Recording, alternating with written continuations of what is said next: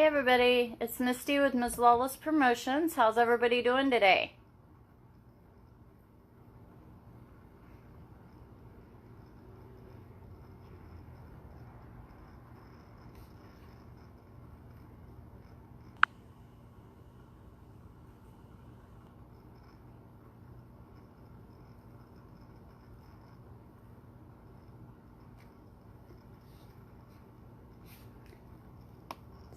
Fixing to see if we can add John in here.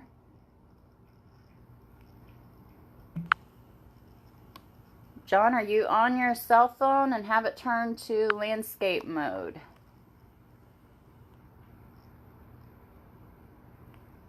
Because I can see you watching, but I can't see the add you button yet. Which generally means you're on a laptop, and you can't be on your laptop. You got to be on your cell phone.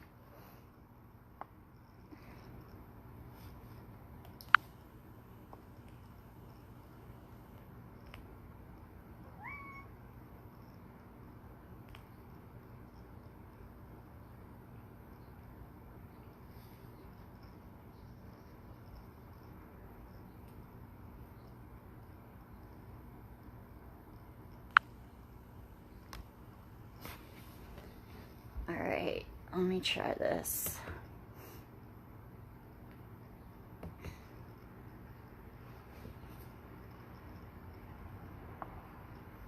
Hey, there, now I have an add you button.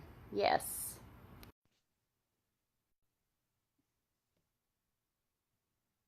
Hey, how are you doing? Hey, I can see you.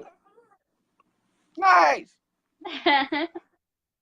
How are you today? I have an add you button. Yes. I'm doing good. You? I've had better and worse days. I hope I don't look and sound as bad as what I feel today. Last week whenever I was on here, I had an ear infection, and the doctor gave me something to kind of clear the where it was congested. So that worked really well. Now I have bronchitis because it won't quit clearing. Oh no.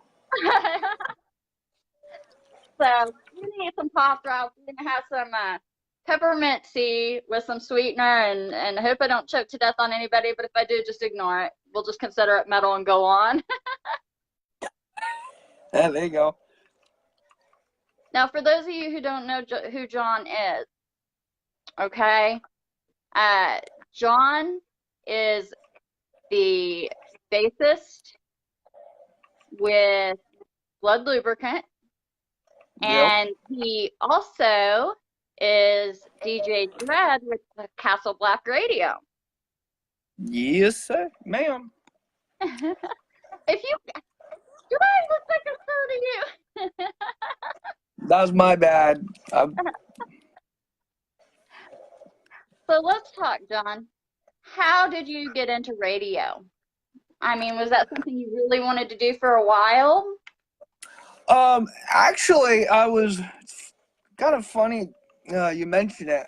I was on my other Facebook. I did a Facebook. It was Jakk Dredd. About, I don't know, 2010, 2009. And I was friends with. I became friends as I was just hanging out. I would add a bunch of friends who were metal musicians, and one of them ended up being Rick Ross from Death and Massacre. And I found out later on he ended up being, he was a DJ for Metal Messiah Radio. Okay. Yeah, and then so after he was with them for a bit, I decided, oh, I'll check him out. And I just found out later on he ended up. So then, hold on a second. DJ for Metal Messiah Radio. Yep. Mute your laptop. Yeah, and then so after he was with them, when we did that for him, I decided, oh, I was watching the shows, became friends with some of the DJs on chat, and then I had a local band in the area, my area, called Boil the Whore, and they were like, dude, here's a demo of ours. Play it and listen to it and tell me what you think. I was like, okay. So I sent it to one of the DJs at Metal Messiah Radio. Everybody loved it, so I sent it to every single one of them. A month later, they asked me, do you want to become a DJ? So I spent the next year trying to become a DJ, and then Metal Devastation Radio picked me up. I was there for about 3 years. Then we parted ways, and then I took a year off. Then, of course, between that year, I had a trip down with Dakota and Tom. We were doing an album for Dakota's project at the time, and I lost about $3,000 worth of equipment. Oh shit! Yeah, which included my laptop, my original laptop, my original headset, 3 distortion pedals, both my guitar cables. I brought my PlayStation 4 for entertainment and games. That was gone. My original gas mask was gone. And everything, yeah. And I spent like a year almost talking to Greyhound, nothing. So I was like, yeah, no. So then when I finally got another laptop from Taxes and another headset, a guy that I knew from the other radio station, Metal Devastation Radio set, DJ Metal Craig, said, dude, I'm over at Castle Blakk Radio. I'm like, oh yeah? How's it over there? He's like, it's great. If you want to start doing it again, I'll put it in a word for you. I'm like, okay. Well, the funny part is one of the DJs over there, I got the guy 3 radio gigs, and Castle Blakk Radio was one of the 3 I got, and I haven't touched a microphone in a year. And I said, here, take this guy. And he's been there ever since. Awesome. Oh, yeah. Now, who were some of your influences as far as DJs when you were growing up? DJs? Well, I'm probably one of the few kids that would say that they listened to Howard Stern on FM radio in art school, in an art class. Right? You saw, yeah, we had something. Yeah, I mean, I had a art teacher. She's like, "Oh, I love listening to Howard Stern." So we'd all listen to Howard Stern in the morning. That's just one cool art teacher. Oh yeah. I'm sure y'all get a lot of music. How is it that you personally decide who you're gonna play? Right now, I just go on like Bandcamp or Amazon and just start talking to people, buying stuff. I mean, and I just went out. I was like, okay, what my old philosophy was: if you scream loud enough, somebody's going to answer. Somebody's going to listen to you. It doesn't matter who it is. And I just sat out there and I just started banging on doors, screaming as loud as I could and stuff. I mean, like I was saying in the interview with Dakota, I out-promoted Universal Media Group, the second biggest label in the planet. I saw that you said that. I was like, wow. And Dakota was like, yeah, he did. Mm-hmm. He had between 3 releases. He had Japanese, European, and American release. Each release had about 125 people that it reached. My goodness. And it wasn't until after that his label realized, wait a second. What's this guy sitting there trying to outdo us? I was like, when I was doing that, when I did that, I was probably one of the sole people on Facebook who ran the most Facebook groups online. Oh my goodness. I was running 20 plus Facebook groups. A lot of them helped. So I have like an army of like admins that say, okay, you guys, share the hell out of this. Don't care where you share it. I want people to see this shit. And I want them, I was like, I don't care how you do it. Shove it down their throats by all means. Share the fucking hell out of it. And they did. My goodness. It's They did, definitely and that's like, you. oh yeah. And they're gonna like do the same thing when I start getting my shit going. I mean, like, you know, Dakota's got his stuff. The guy's awesome. Tom's got his stuff, his gig going on. Him and I are figuring stuff out right now, how we're gonna do it, or how he wants to do it, because that's, you know, that's which Tom. I'm actually like, that was funny. Like how Tom Budden and I got connected was, I went on one of the radio stations that he was on one of their shows. They were playing his stuff online, and I was like, oh my god, this band's nuts. I haven't heard anything like this. He's doing like the death metal. I haven't heard stuff like that fast and that crazy and that all over the place in years. Right. And so like I was a huge fan. So when I became a DJ, I hit him right up. It's like, I want your tracks, whatever you got that you want to put out there. And then him and I became friends that way. I was helping supporting him and stuff like that. So then when I went down to record with Dakota, that he had a bass down there, and I started playing it, and I was playing the first 30 seconds of Anesthesia Pulling Teeth, and they're like, you're on bass. I'm like, ah, shit, I haven't touched that bass in 5 years. And that's one of those things I don't think ever really goes away. I think it's like riding a bike. Yeah.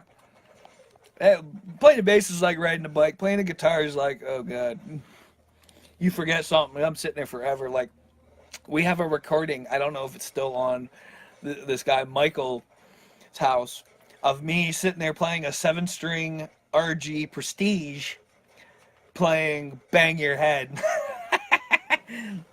That's a good song to play. Yeah, it is. Now, you have, for those that don't know, I don't think it's officially been announced yet, that you have just been added as the bassist for Blood Lubricant. Mm-hmm. How did that come about? Well, it's back, because originally, it's funny, when I was with Dakota's house, when I was playing the bass with, like, the anesthesia stuff and just doing whatever, I actually was also trying to figure out by ear the, line to MOD's "Are You Hungry," which is like da da da da da da ba ba ba ba and stuff, and they're like, "Dude, you're on bass." Tom's on guitar, and then Tom goes, "I leave." Tom and I are on the phone the whole bus ride almost that I was on, and he goes, "You know what, man?" He's like, "I want you on bass in my stuff." Like, okay. He's like, I know you're not crazy about doing the bass, but I need you. Cause he's like, you're way better at me than on the bass. And he's just like, and it fits. He's like, you got the flow. And I'm like, I can do. He's like, you can do pick or fingers. Your choice. Is like, I'll do pick for your stuff because it's heavier. That's a lot of people don't know. Like, you can do finger on the bass or whatever like that, but you get that attack on a pick better than you do with your fingers. Okay. Now, see, I didn't know that. Yeah, I mean, and that's like, well, that's why like bands like Pantera back in the day were so heavy with the bass and the low end, because Rex Brown played it with a pick. Okay. And you listen to Metallica. I mean, Metallica is like, you know, their first 3 albums is hard to say because. But that with the finger versus pick, because Cliff played with the singers, but he played with all 4, And the guy's basically like channeling Bach meets Phil Lynott meets Blue Oyster Cult. Oh, So, I mean, the guy is insane. But now, yeah, Blood Lubricant, y'all are working on recording? yeah, right. Well, right now he's working on the sound, and he's gonna get some practice tracks going, and I gotta start practicing on the bass because it's any day I'm getting a phone call saying you're coming down at this time, and I'm like, oh shit, okay. I'm just waiting for the call. This jump. He says jump. I say how high. Right. Who were some of your early musical influences?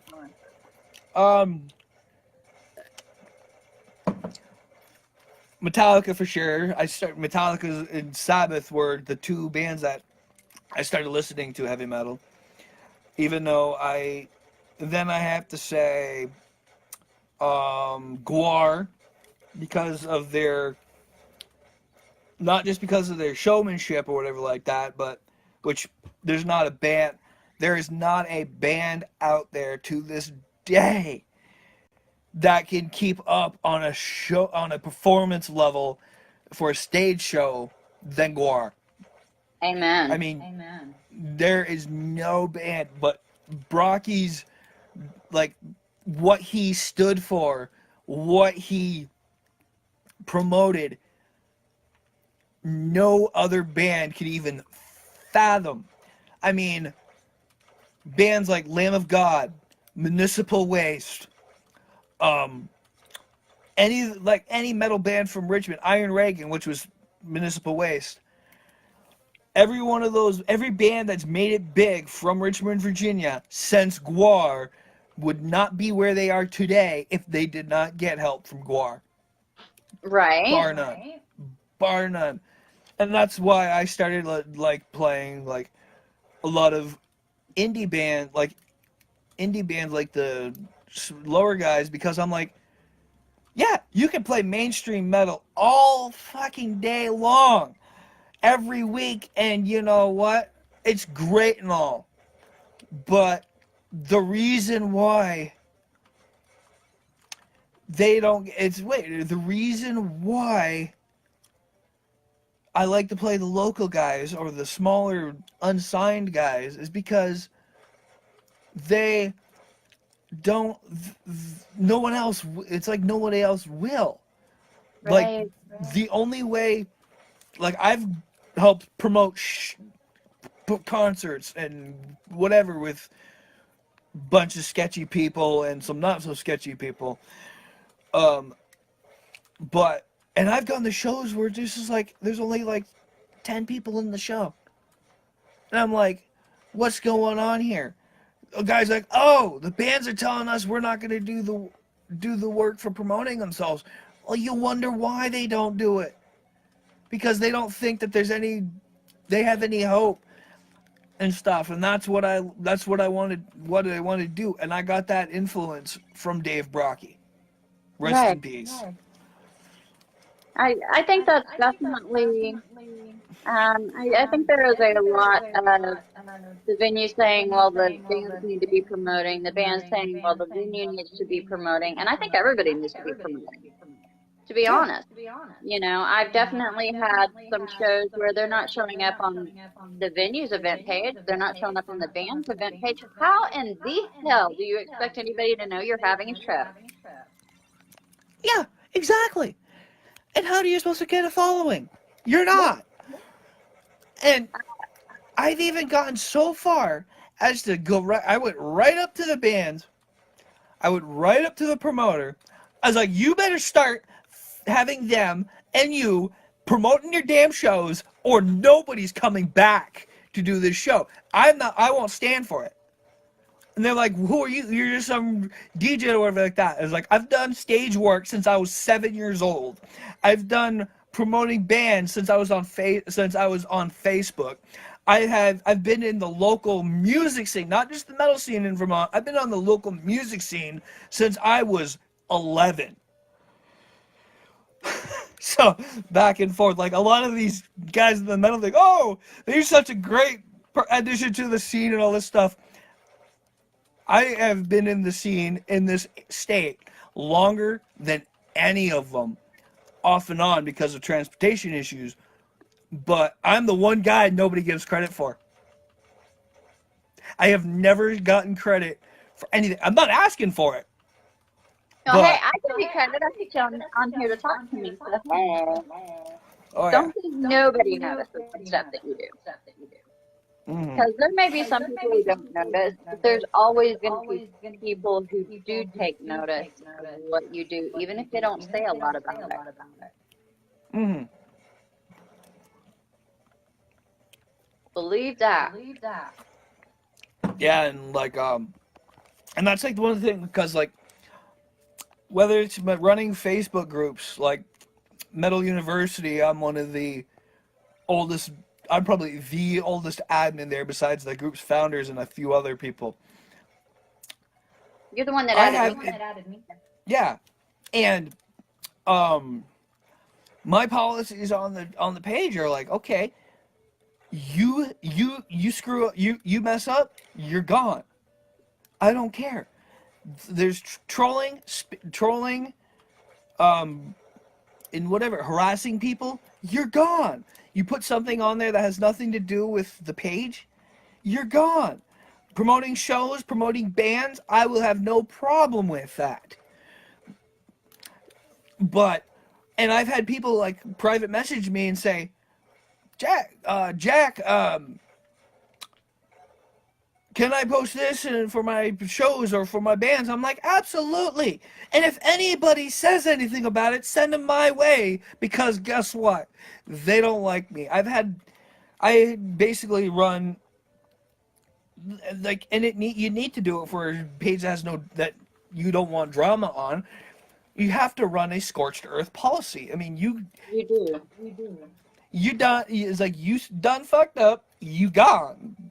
I don't care. Scream at you all you want. I had an admin.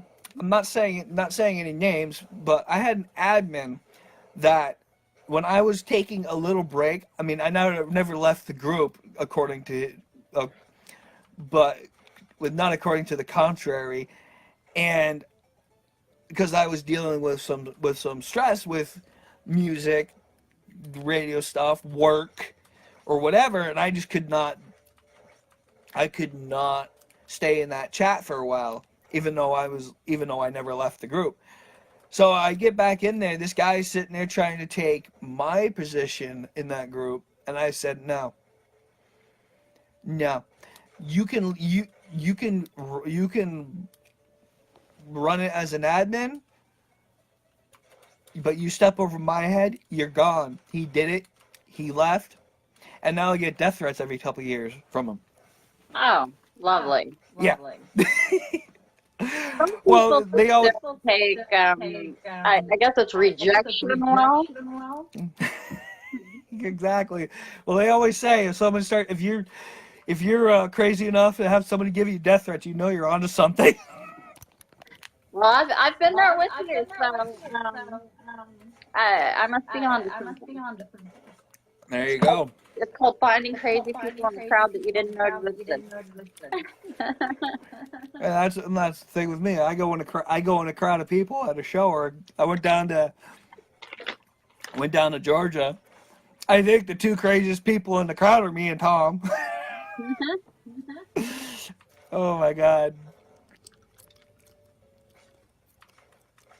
Yeah, it was like we had practice sessions, and I was like trying to tab it out. Well, I had only like 3 hours of sleep in 72 hours, and I'm like, dude, you better slow the fuck down so I can fucking tab it out. And he gives me a look. I was like, don't give me that fucking look. I will freaking go over there and smack you. Oh, goodness. That is not much sleep. I bet there was a few delusions in there, huh? Oh, probably. So, but yeah, no. Have you played in front of live crowds with other bands or previously? I played live. I did a show once a year at this local facility for kids, for not just kids, but for adults with mental and developmental disabilities for years. And I mean, I've been performing live since '97, Mhm. whether it be playing guitar, playing bass, or playing the trombone. I was doing concert band, I was doing symphonic band, I was doing symphony band in middle school and high school. I honestly, for guitar, I mean, I'm trying to do stuff for my group, Catatonic Death Troupe, and yes, I'm the guitarist, boss, and whatever. Anybody, nothing goes beyond my say so because it's my vision. I've been working on the band's vision for over 10 years. So, Goodness. and yeah, the name I got two pages out there. One was started by my profile Jakk Dredd, which I have no way to get rid of it because the admin I have on there is only like an editor and she can't get rid of it, and I'm like, ah, crap. So, but there's that. But yeah, I mean, we're talking about a band that the concept is a guy's altered personality comes to life and tries to kill him. Well, that would be interesting. Oh yeah. And they're like, okay, so what are your live shows going to be like? I was like, picture Guar as a more extreme band. So picture Guar as an extreme metal band, like death metal, thrash, grind, groove, mixed in together. I mean, I'm just like all this stuff, and the thing is, they're like, okay, just let me know what the beats per minute are. I never learned how to play on a metronome because I never had to. Because playing live with other people, my experience playing in the symphony band, you're taught to automatically keep in time with everybody else. Right. Automatically. So, like, I was playing a guy with the drummer. He's like, "You ever played the live drummer before?" A little bit, but not to his style. And he's like, "You ever played a metronome before?" I'm like, "No." He goes, after the practice, he goes, "For somebody who's not played in a metronome, dude, you're keeping in crazy time." Like, I know, I don't know what the time signature is, but I'll play, but I can keep right up with you. I mean, a lot of the fast players or whatever like that, I used to read interviews on magazines like Revolver Magazine, Guitar World, and they're like, a lot of them, their prime achievement was they learned how to do the machine gun riff to one. I was like, okay.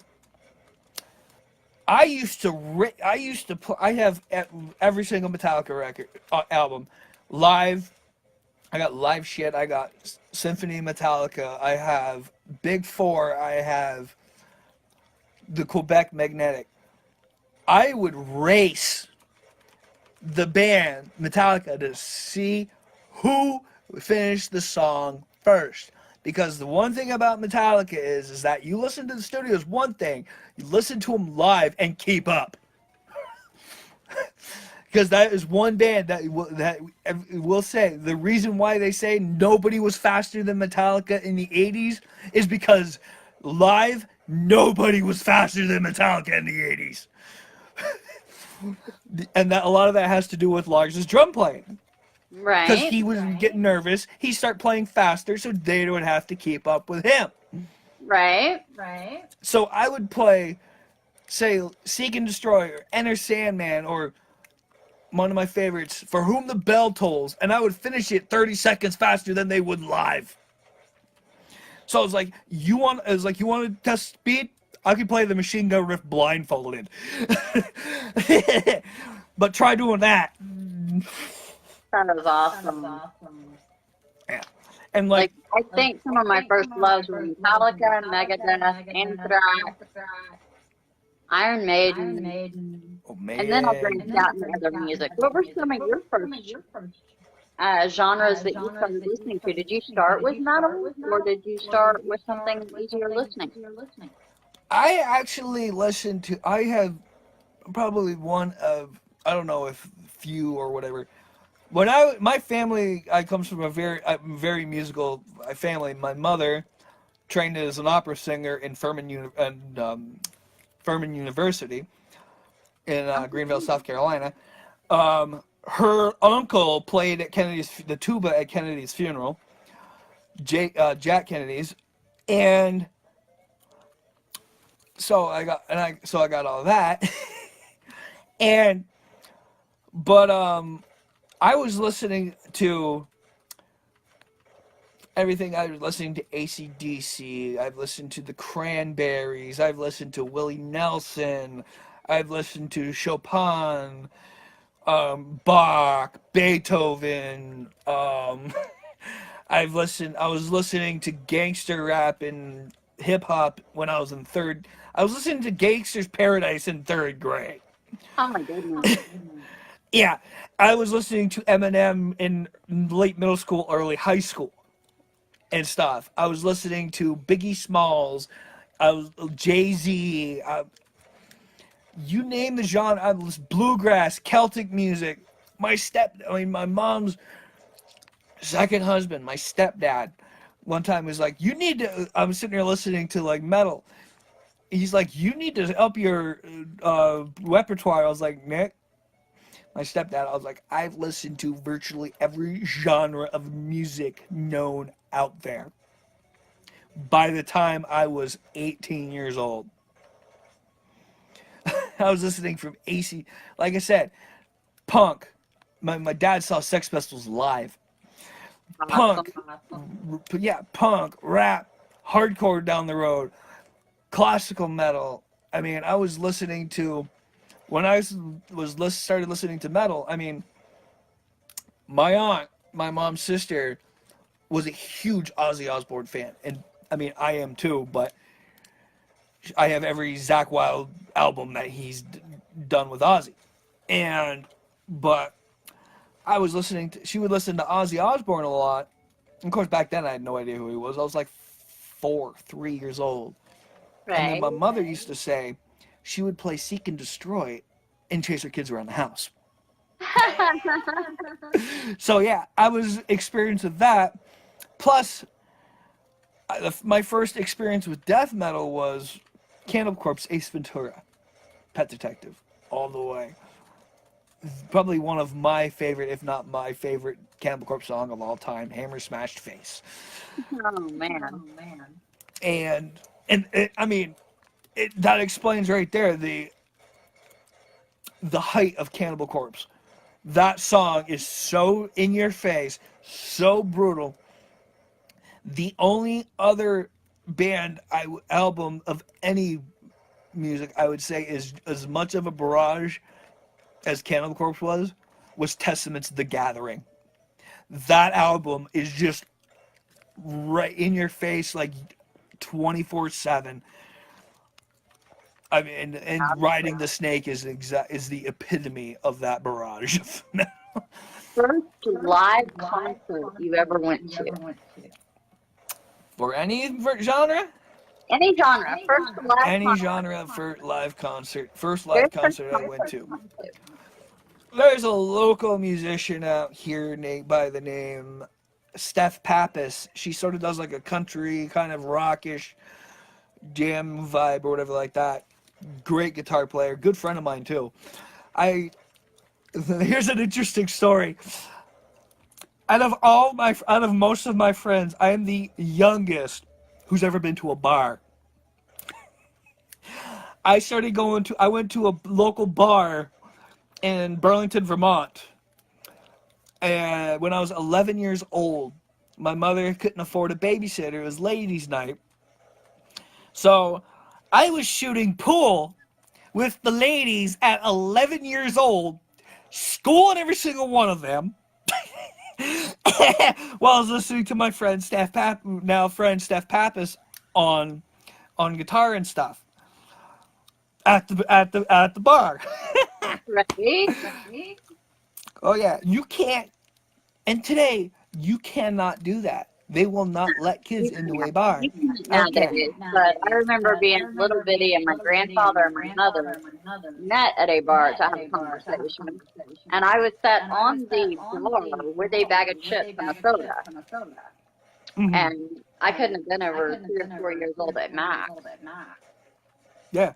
But I was sitting there while they were having a conversation, just chowing on the chips and drinking the soda, listening to the music. So some of the things they allowed in, they would shut a bar down for now. Exactly.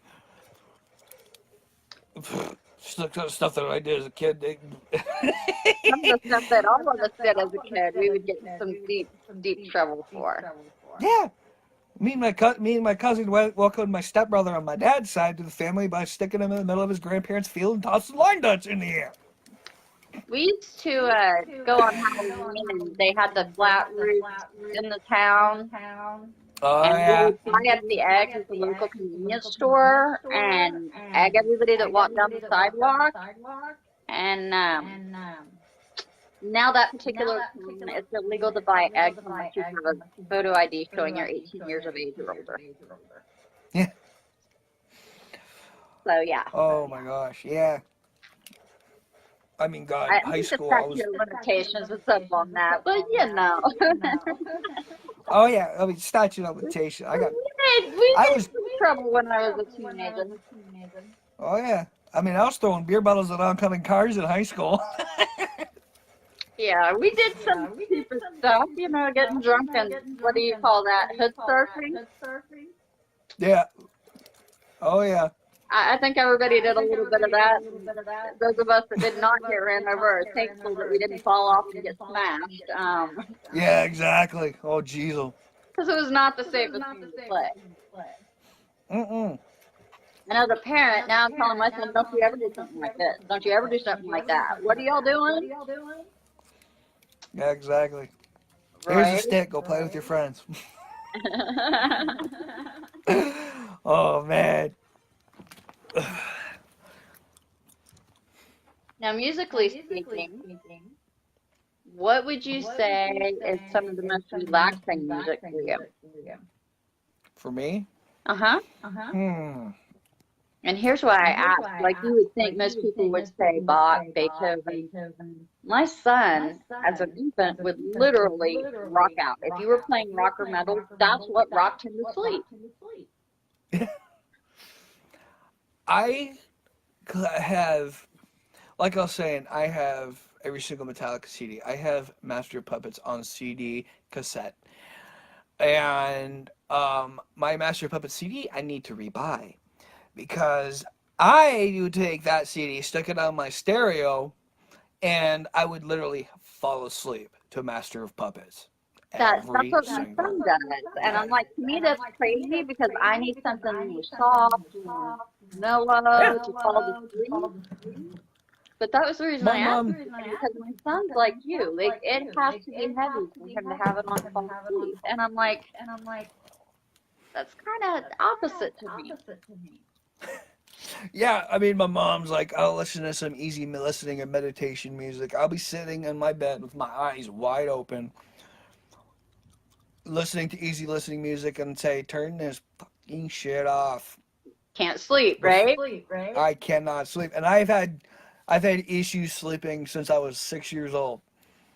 Because, like, literally, they call me the ultimate night owl or whatever because I'm the ultimate night owl. My show goes from Sunday mornings from 1 a.m. to 4 a.m. There's a reason why I did that. Now, for people that want to find either the music projects you're involved with or your show online, where are they going to go? Go to my Facebook. Most of the links are there.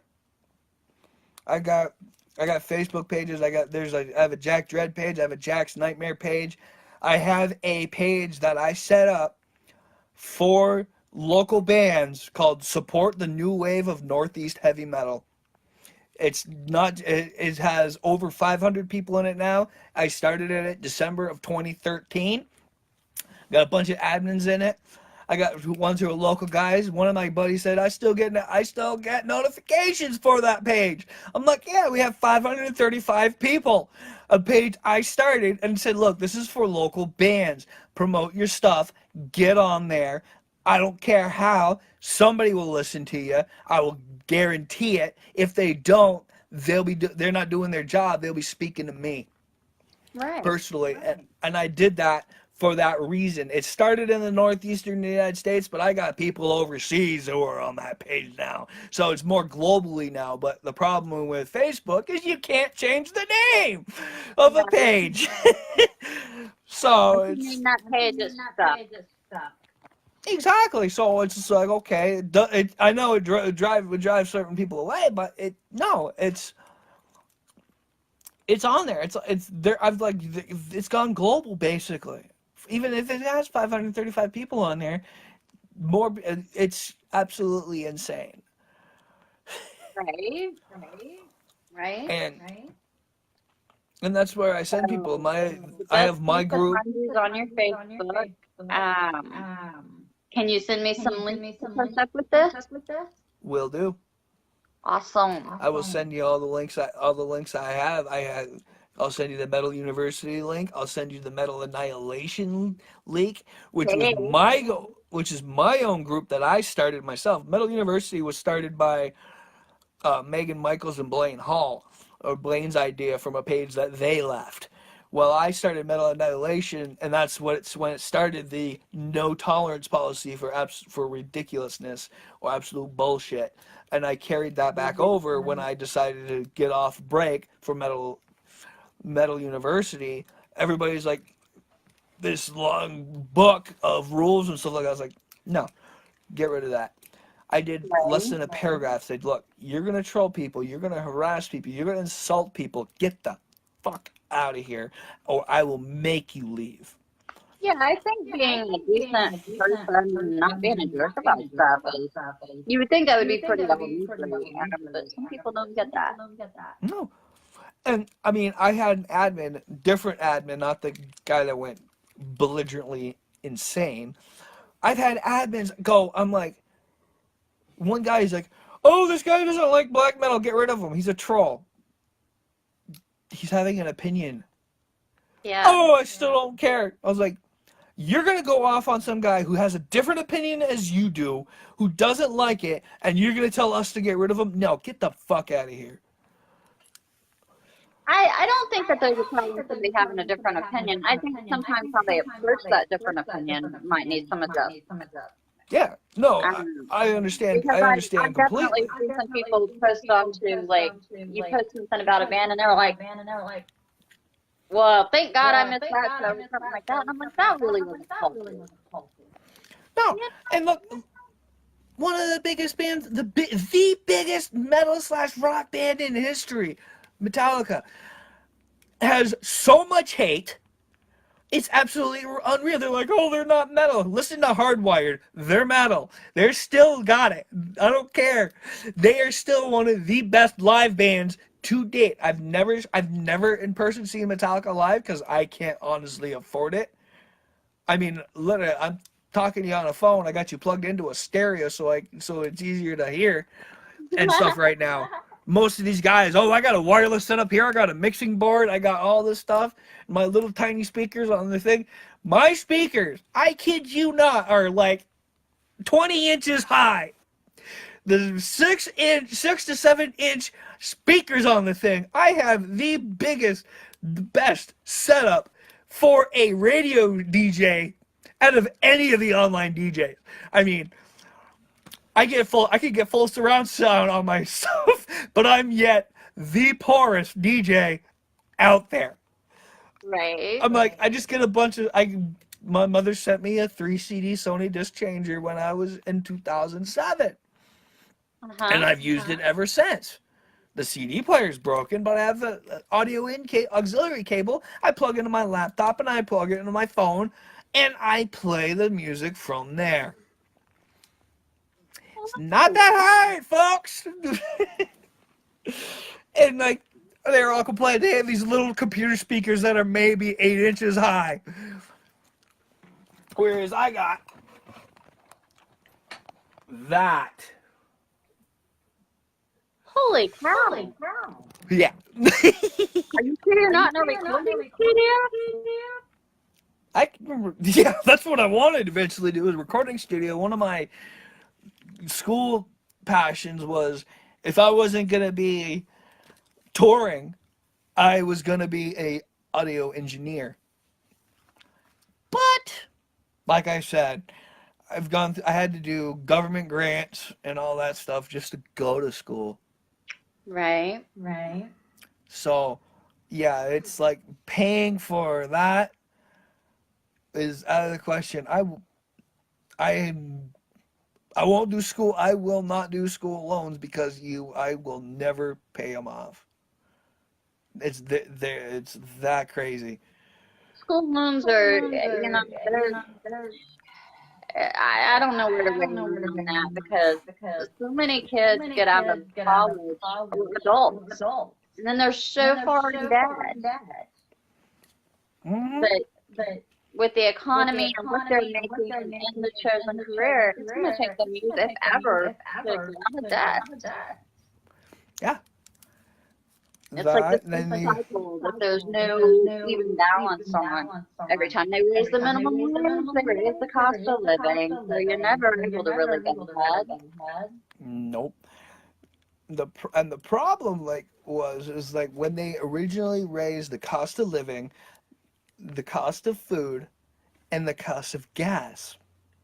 Now, I'm not going to make this into a political thing, but Oh no, I'm just saying you never get no, I ahead. know. If we raise minimum wage, you'll be able to that's never going to happen. Exactly. And like I'm like my 10th grade math my 10th grade history teacher who when I was shadowing in high school, 7th grade, he was doing an economics class and he mentioned he's like, "Okay, to keep a balanced economy, you have to raise if you're going to raise the minimum wage, you're going to have to you're going to have to basically balance everything out." The problem is that when food, gas, and living went up, minimum wage stayed Yeah. down. It stayed down. So in comparison, I mean, up here, I've seen gas at $4.04 a gallon. Yeah. We have two gas companies right now that are suing Costco for opening up their pumps that they had just put in there like 2 years ago. They've been there sitting there for 2 years, have not been opened because they're getting lawsuits from the two oil companies in the state. That's crazy. Mm-hmm. In Burlington, Vermont right now, a 2-bedroom apartment, $1,300 for a cheap, rundown place. I was like, I can't afford to live on my own. I'm living with a family that or whatever like that brought me in years ago. That's it. I can't afford to move out of my house.